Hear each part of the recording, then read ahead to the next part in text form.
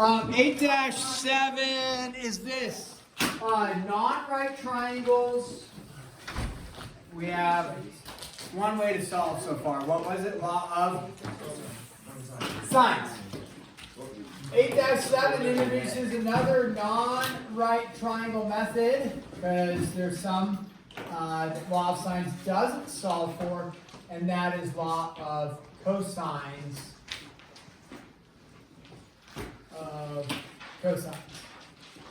Okay, so in the law of cosines, we draw a little triangle here, A, B, C, side A, side B, side C.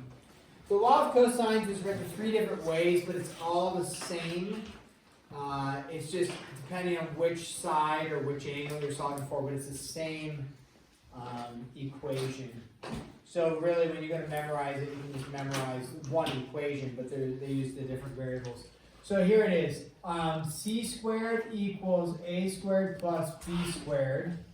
That would be nice if that's where they stopped, but then that wouldn't make any sense because that is Pythag.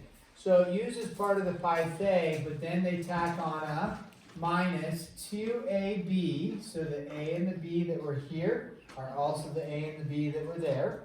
And then they do cosine of, maybe I better make that a bigger C, cosine of angle C. So whatever side is over here matches the angle that's over there.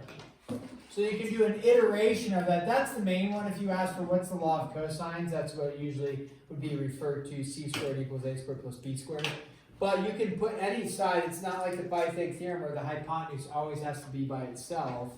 You can put any side over there. So if we mixed it up and we said, well, what if I turn that into A squared? Well, if you put A squared on the left-hand side, you're just going to swap C for A. So it would be C squared plus B squared minus 2CB. And then cosine of, the angle measure always matches whatever side is over here. So what side is over here? A. So then what angle would this be? A, like that. So, but it's the same equation, just moving different parts around. Okay. And then and then you can also do B squared is equal to C squared plus A squared. Okay, now this proves useful, especially like when you have three sides. You can't do law of sines. There's also other times when you can't do law of sines, but you can do law of cosines. Here we go. Let's do a few examples. This says solve triangle ABC. I think that's what I want. Okay, when it says solve triangle ABC, we'll call this number one. What they are looking for is they want all the missing parts to be, oh, how about a little louder? Solve for. Okay. So we look in a triangle, there are 6 parts of a triangle, 3 angle measures, 3 side lengths. When we go to solve a triangle, they don't say specifically like solve for angle A and that's it. They want you to solve for everything. So in this, we are going to need to find all the missing parts. So we're going to need angle A, that's unknown. We're going to need angle C, that's unknown. And then we're going to need side C, right? So with this, if it's not designated a right triangle, you don't see the right triangle picture, they don't tell you it's a right triangle, we're going to assume non-right triangle and then solve it with that. So if we said, oh man, law of sines, great, non-right triangle, we could try to set that up and see if it worked, and it might.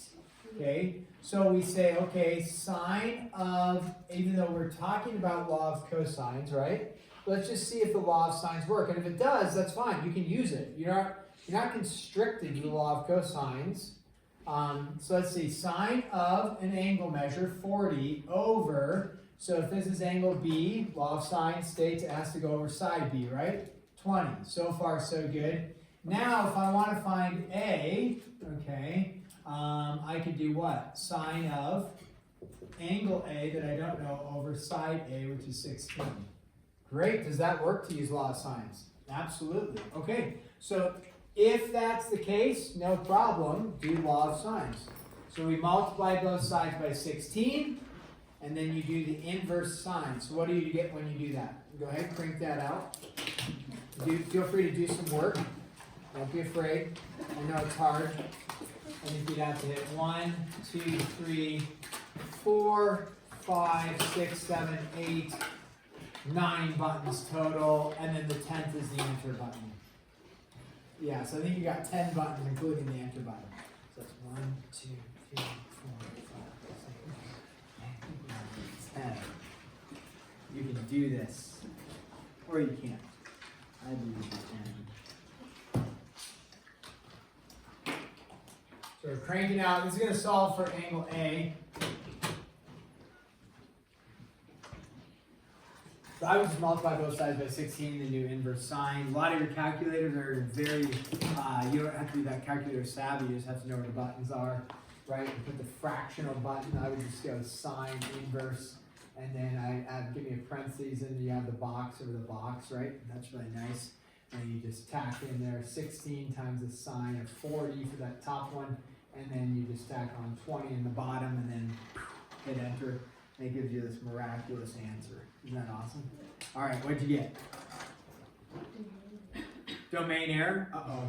Wait, I got 30.07, that's looking about right, so 31, if we're rounding. So we can round is fine. 30 point, you said 30.07? Yeah. Okay, 30.07, that's fine. Anybody else get 30.07? Book answer said 31, but I would go 30.94. 30.94. Did you round it all? Huh? Wait, what? Did you round it all in here, or did you round it all? No. No rounding. Did you round? Wait, I used the calculator. I know. But like when you did sine of 40, did you round that? It gave you a value and you used a decimal in there. Oh, I just clicked a bunch of buttons. Just quick, if you miraculously ended up with something really close. That's Did phenomenal. I almost messed up? So I did sine 40. It's also not sa-ko-toa. It's so-ka-toa. I've heard of you. Who told you that? That was today in study hall. Yeah, I know. What does it say? Anyway, I did sine 40 times 16. And then I put that over sine 20. Sine 20?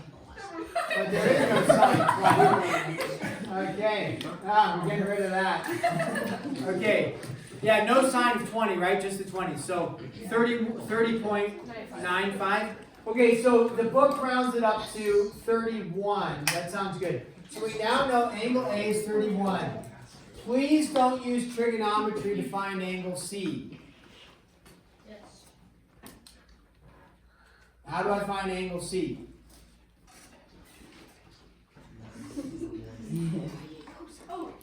Subtract from 180. So go ahead, subtract from 180. All right. Jack, what'd you get? 109. 109. Okay, so now, what about side C? Now, when we go to solve for side C, we have to make a note. We did use a rounded value to get to here. We did use a rounded value then to get to there. We're not going to be, but the book is probably going to use some rounded values in there too. As long as you're getting close, 30.07 is not close. As long as you're getting close, like 30, 1 is like 30.9 or something, you're going to, or 30.9 is like 31, that's fine. So how do I find side C? Can I do SOHCAHTOA? No, because this is a non-right triangle. Can I do Pythag? No, it's a non-right triangle. So it's either law of sines or law of cosines. If you know this much information, then law of sines is usually optimal. We'll do a law of cosines here shortly. But all right, so law of sines. What do I do? Sine of, I would probably stick with a non-rounded value given to you. So sine of what? 40 over 20 equals sine of C. It is a rounded value, but you only have one rounded value versus using sine of 31 over 16. Then you'd have two rounded values. So sine of 109 over side C, like that. Okay? Then we crank that out, and you have to hit maybe 10 buttons or so as well, maybe less because there's no inverse sign, possibly. So we do that one, we cross multiply that, divide by that, and you have 20 sine of 109 divided by sine of 40, okay? Now we know that C was our largest angle. Would it make sense that your C length is the largest length out of the three? It would. So go ahead, crank that out on your calculator. That's imaginarily not on, it's some of you have the imaginary calculator going. I have mine at my house. I didn't ask.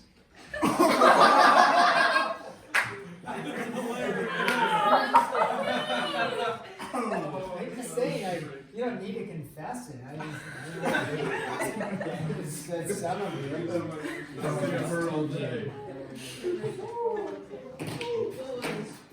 Okay, Harry, you haven't been here. What'd you get? I got 29.4. Okay, anybody else agree with that? Okay, it makes sense. It's the largest length, 29.4. Okay, so now let's see if we can come up with one where we might need the law of cosines, because that's what we're learning today. So we'll go with number 2. What if you're given A equals 42 again, and then C equals 60, and then B is equal to, let's go with 58. Okay, measure of angle B equals 58. All right, with this one, again, you're going to look at a problem. It's just going to say solve. I'm not going to say use law of sines, use law of cosines, do SOHCAHTOA, do Pythag. You just have to figure it out. So it's like solve this one. So you know, though, if it's not stating it's a right triangle, solve the right triangle, there's no picture, you're going to do law of sines or law of cosines. Okay, so in this case, it's just going to say solve this. You're thinking non-right because I didn't expressly say it's a right triangle and then solve it. So solve this triangle. So you're like, okay, generally, even though you haven't practiced law of cosines, generally law of sines is easier. People gravitate towards that. This one looks a little bit more involved. So usually people are like, oh, law of sines. That's fine. Let's test it. We say, because again, we need angle A equals something. We need angle C equals something. And then we need side B. So let's do law of sines. Sine of 58 over, remember, angle B has to be over side B in the law of sines, over B. No problem. We have one unknown. We're okay so far. Then we say, okay, well, do I want side A or side C? Those are my only two options. It doesn't matter. We pick side 42. Therefore, we have to do sine of angle A because we don't know angle A. Is that an issue? We have two unknowns. We have a B and we have an A angle. Don't know it. So can I do law of sines? No. This is going to channel us into having to do law of cosines. So we look at law of cosines. What law of cosines is going to make you do is they're going to say, like in this case, we're going to solve for an unknown side, but you better know the other two sides, and you have to know the angle opposite of that unknown side. So we come over here, we have an unknown side of B, so we're going to say B squared is equal to, do we know our other two sides? Absolutely, right? We know 42 squared plus 60 squared minus 2 times 42 times 60 times the cosine. You better know the angle B. So we don't know side B. It has to be angle B over here. Do we know angle B? 58. Now, when you go to crank this out on your calculator, most of your calculators show you the work these days. Older calculators, you would enter like 42 squared, it'd pop up a number, then you hit plus 60 squared, it'd pop up a number, and it's like the numbers disappear every time you hit enter. Most of your calculators, you should be able to go 42 squared plus 60 squared and see those numbers all in front of you. Right now, it may get kind of long and you have to use your arrow to go back and double check it. But you crank all of this in there. Most of the errors will come with this, which is less errors these days because the calculators show you all of your steps, is that people accidentally go this squared plus this squared and then they subtract this and hit enter, then they multiply it by the cosine of 58. The order of operation says multiplication, multiplication, and multiplication. All of this right here has to go together. And then you subtract that from whatever this is, okay? So that's sometimes where the error occurs. So we crank all of that in the calculator. The other error, although people that are somewhat savvy, they get this massively large number. They get a really large number. They're like, oh, okay, they put the answer. And they're like, wait a second, a really, really large number. That doesn't make sense with what I'm doing. I forgot to take the what of both sides. Square root of both sides. So in the end, don't forget to take the square root of whatever value you get out here. So we end up with b is equal to 51.9. Okay. If you're not getting 51.9, what it means is, well, I'm assuming 51.9 is accurate. It would make sense to me. It seems reasonable. Although 30.7 actually was pretty reasonable as well, so we have to be careful there. Anybody else? We got a couple 51.9s that are getting some other nods. Okay, once you have that, do I need to go back and do law of cosines again to find angle C or angle A? No, guess what I could do? I had set up law of sines, it didn't work, but oh, nice, what could I plug in for B? 51.9. So now I can do law of sines to complete the rest of it. So you would say, okay, I found B, that's great, but now I need to find, and yes, 51.9 is rounded. I would prefer that you know how to use your calculator and plug in the entire ... value, because you have that option. If you don't, and you don't have the skill sets, or your calculator is cumbersome and hard to do, then you could probably use 51.9 and be fine. Otherwise, use your calculator's ability and plug in that entire value, and that's going to be equal to the sine of A divided by 42. So just like we did over here, we're not going to take time to show all the steps, because you can just multiply both sides by 16 like we did over there. You're going to multiply both sides by 42, and then inverse sine that, and then you're going to come up with A. It would make sense that A, you think about it, is A going to be bigger or smaller than angle B based off of your knowledge of 42, based off your knowledge of 51.9. Angle A should be smaller. Okay? And sure enough, we cranked it out on the calculator, so unless, again, with the imaginary calculators, but we cranked it out, and what do we get? Anybody? 78.6 or 78.7. 78.7 for angle A. It doesn't seem right to me. Oh, sorry, I was in the other angle. Oh, you got C? Yeah. 78.7? I got 43.34. 40, what is it? 43.34. 43.34.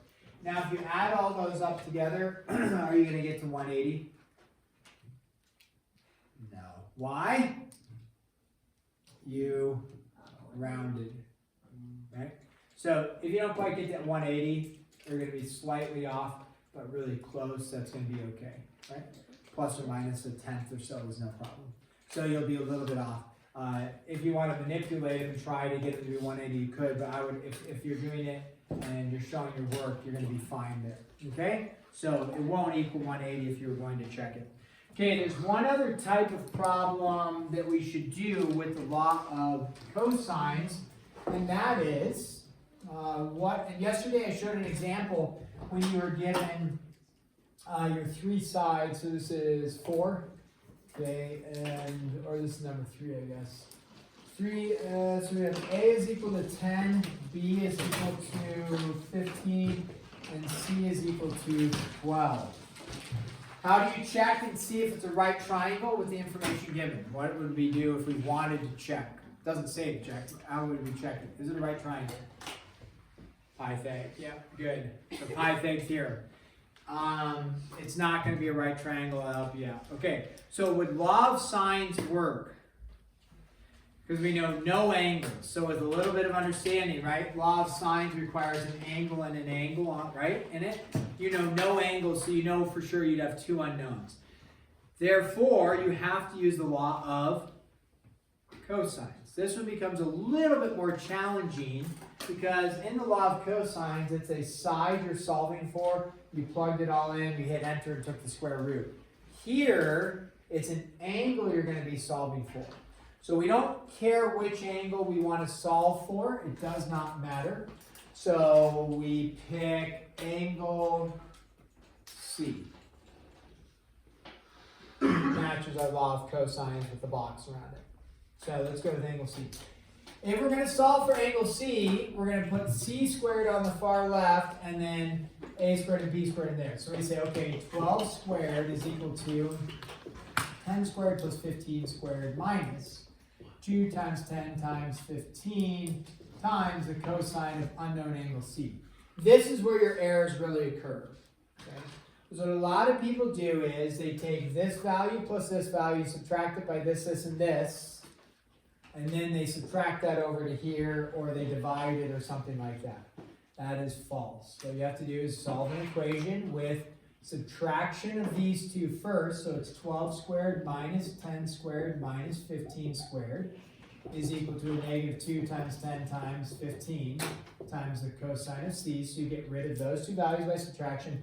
Then these, you do not add this over. People add that. That's an error because it's multiplication, multiplication, and multiplication. We divide it over. So you have 12 squared minus 10 squared minus 15 squared, all divided by negative 2ab, but let's put our numbers in. 10 and 15 is equal to the cosine of C. Now, you can either enter all that, hit enter, and then do inverse cosine of your answer, or your calculators are very savvy. You can just go cosine inverse of, really you're doing cosine inverse of both sides, and you can think of it as like cancels is fine. But you can do cosine inverse on your calculator, put a box on top, a box on the bottom, like most of your calculators. If your calculator doesn't have that option, you just do, a parentheses like that and a parentheses like that, and then divide. You guys learn your calculator. Then, by the way, if you want an upgrade in your calculator, Casio generally is a nice upgrade in terms of like having really user-friendly buttons, or a newer TI-36X Pro, and it gives you the fraction button with a box over a box, and that could be a game changer. Or the TI-84 in math print mode, not classic mode, as we figured out yesterday. So if you've got a TI-84, anybody in here have a TI-84 besides Sierra? Anybody else? What's yours? TI-83. So that won't have the option to make the boxes, but you can become, calculator knowledgeable, and it's fine.